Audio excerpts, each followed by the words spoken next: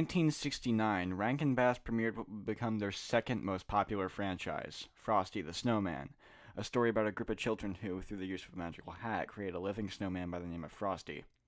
This would become quite the profitable series for Rankin Bass, spawning a sequel and a crossover film with their other popular franchise, Rudolph the Red-Nosed Reindeer. But with each entry comes a whole new set of kids, different towns, and stories, and if you watch all 5 of them, you'd realize that the only true interconnected piece is the inclusion of Frosty himself. But I think these do truly connect in other ways. So here's what I call the Frosty the Snowman timeline. So we'll talk about each special in release order, starting with the 1969 original, in which a group of kids first create Frosty by using the hat owned by Professor Hinkle the Magician. Now, the main girl, Karen, tries to get Frosty to the North Pole so he can evade Hinkle and theoretically live forever. Now, pay attention to the design of the hat used, because it's a black hat with like a gray ribbon edge trim and a little like pink flower, alright? Now, this changes depending on the entry. But other than this hat, it's like pretty concrete. Like Karen used a magical hat to create Frosty, who lives in the North Pole alone for the majority of the year but returns somehow every Christmas. Now, this may be the general basis for the sequels, but the only one that perfectly adheres to this formula is the second one, which is Frosty's Winter Wonderland. It's the 1976 sequel to the original and is the only sequel also made by Rankin Bass. In this one, Frosty returns presumably to the same town, even if the kids look nothing like the ones from the first. But he returns and explains to the kids how lonely he's become at the North Pole, and so the kids create Frosty's wife, Crystal. They get married, return to the North Pole at the end, and sure, there's an actual plot, but that's all that really matters. That and the fact that Frosty looks a bit different. He now has a scarf and bigger eyes. That's everything about this special that matters. Rudolph and Frosty's Christmas in July is the 1979 theatrically released Frosty the Snowman / Rudolph the Red-Nosed Reindeer crossover movie. This is also the only time Frosty shows up in stop motion. Ever. This was the only one that I didn't rewatch while making this video, so the only reason I'm bringing it up at all is to say that in this one, Frosty has kids, and this is the only time they appear. And also, this is the last time Frosty's wife appears, and this is the last time a Frosty thing was made by Rankin Bass. And this is the last time Frosty was voiced by Jackie Vernon. The only other thing to note, really, is that Frosty's hat in this one is orange.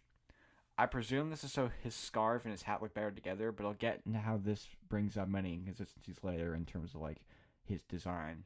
Frosty Returns is the 1992 sequel, which was made by the same team as the Peanuts specials, and like the Peanuts specials, especially the ones in the 90s, I will call them terrible, but they contain a certain charm that prevents me from calling them bad. If that makes sense. Frosty Returns is a movie where I understand why people don't like it, but personally I adore it. It follows a young girl named Holly who, in practicing to be a magician, loses her hat where it lands on an unsuspecting inanimate snowman and turns him into Frosty. There's this greedy businessman, voiced by the Flying Dutchman, and he creates a substance which makes snow like disappear, and the whole town starts using it, and Frosty's gonna melt, but then he sings a song, and suddenly everyone just wants snow. Like I said, this isn't the best one in terms of everything, but it has its charm at least. But since this is the first one not made by Rankin Bass, this is the start of inconsistencies in the franchise. For example, Frosty's hat no longer has the flower. He has also lost the scarf and gained the spotted bow tie, and the lore inconsistencies, however, are much less forgivable. Alright, so the hat is, as we've established, the reason Frosty is alive. But you can't take that hat back. It brought Frosty to life. You saw it happen. I saw nothing of the kind. And if the hat is removed, then Frosty loses all sentience. But in this one, Frosty removes his own hat multiple times, yet he is still living. Also, Frosty is not explicitly shown to live in the North Pole. Frosty just appears. He never goes back to the North Pole at the end either. I guess because the whole issue in this one was a lack of snow, and since they achieved that goal and the snow is plentiful in this area, he felt no need to return just yet, as there was enough snow for him to last a while. But that may or may not be overthinking it. Again, this is the first one not made by Rankin Bass, so maybe this is meant to be its own, like, separate universe that just uses the same character. But since this is paired with the first one on so many DVDs and Blu-rays, I don't think that can be the case. The final Frosty film, though, is really where shit gets out of hand. The 2005 Cartoon Network movie The Legend of Frosty the Snowman. The film follows a town under communist leadership from its mayor. Children are to follow the rules. Parents are to ask no questions, and Evergreen shall do only what Pankley says. And Frosty comes to help these kids rebel against the town while teaching them to have fun. Now as a standalone, this works perfectly fine. It uses Frosty more as an entity instead of a character. The kids dream of some secret that nobody else can know about other than the secret society they're a part of. It makes slightly more sense when you watch it, I swear. But it's when you try and factor it into the rest that it gets a bit weird, despite being the one most directly connected to the first. Now in this one, none of the sequels happened. None of these 3 films are canon now. We are going off only these 2.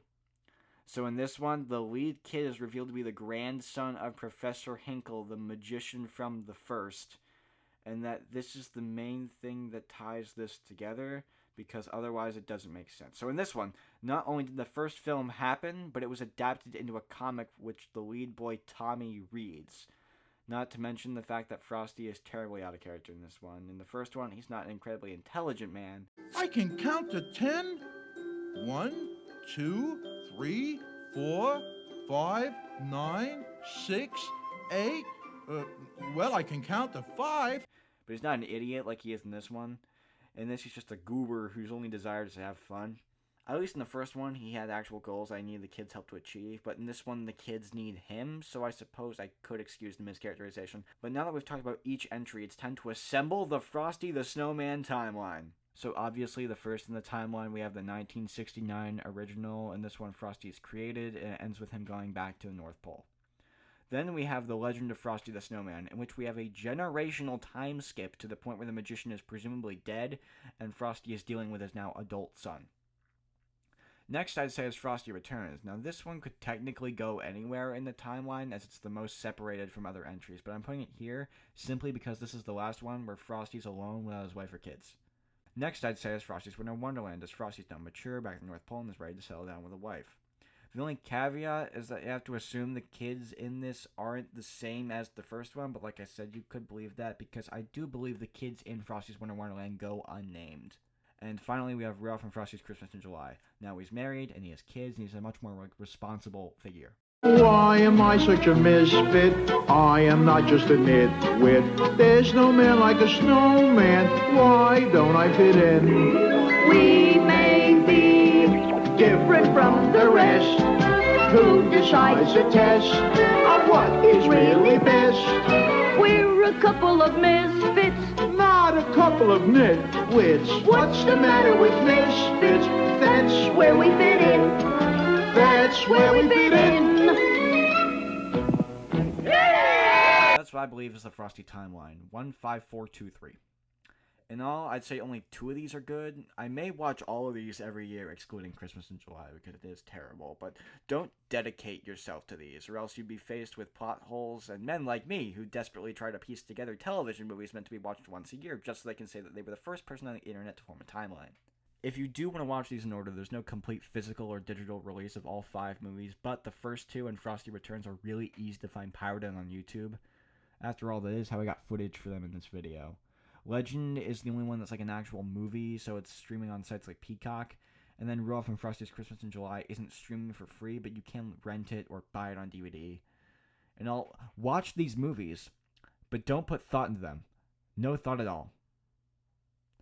Okay, I realized while editing this video that there's one issue, and that is the cop.